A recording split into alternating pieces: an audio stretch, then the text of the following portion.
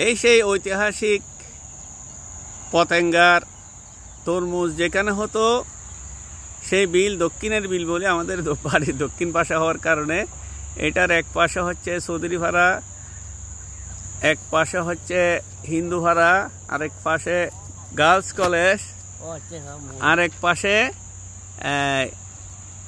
কাঠগড়, আরেক পাশে কন্ট্রোল মোড়। বিরাট একটা বিল।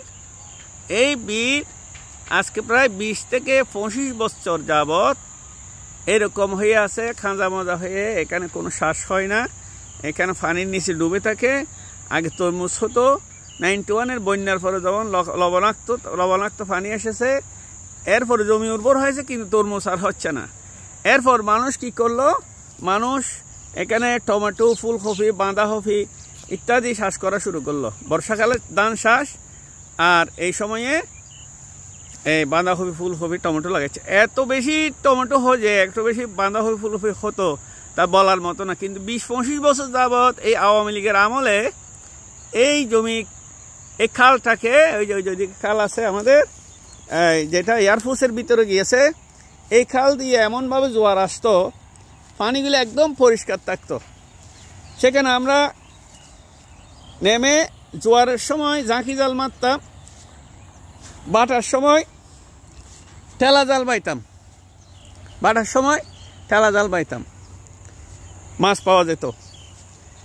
কিন্তু আজকে এই আওয়ামী লীগের আমলে প্রায় 20-25 বছর যাবৎ, এর আগে থেকেও এই খালটা আবর্জনার বাগানে পরিণত হয়েছে।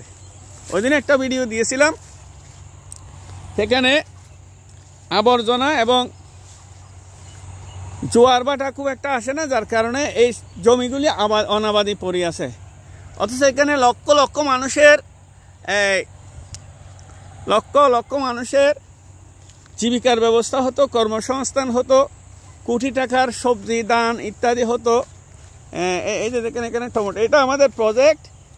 মাঝখানে এটা আমাদের প্রজেক্ট।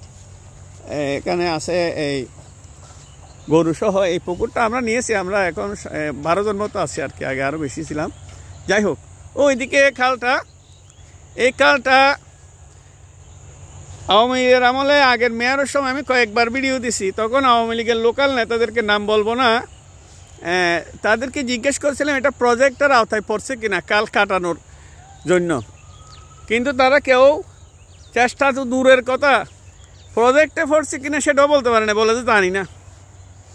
আর এখন আল্লাহ রহমত, এই বৈষম্য বিরোধী ছাত্র আন্দোলনের পরে, কোন হাসিনা পালিয়ে যাওয়ার পরে, এই বিএনপি নেতা সাদাত হোসেন, সম্মানিত নেতা, তিনি আসলে এসেই এই ব্যাকু দিয়ে, ওই দিন ছবি দিছি আমি, ব্যাকু দিয়ে পরিষ্কার করার কাজটা শুরুই করে দিয়েছেন। আলহামদুলিল্লাহ, এই জন্য ধন্যবাদ জানাচ্ছি। এবং সামনে আশা করি এটা প্রজেক্টের আওতায় পড়বে, যেহেতু উনি বলছেন যে খাল কাটার কর্মসূচি রহমান আবার শুরু করবেন। তাহলে আমাদের এই খালটা আশা করি আবার কাটা হবে। আর্মি যখন কাটবে তখন ইনশাল্লাহ কাজটা খুব সুন্দরভাবে হবে। প্রজেক্টে ফেলানোর জন্য আমি বিএনপি নেতাদের সঙ্গে আমার দেখা হয়েছে, ওনাদেরকেও অনুরোধ করেছি, বলছি ভাইয়েরা আপনাদের, আমাদের এই প্রিয় নেতা জনাব শাহাদাত ভাইকে বলেন এটা যাতে প্রজেক্টে ফেলায়। প্রজেক্টে ফেললে আল্লাহর রহমতে সবাই এখানে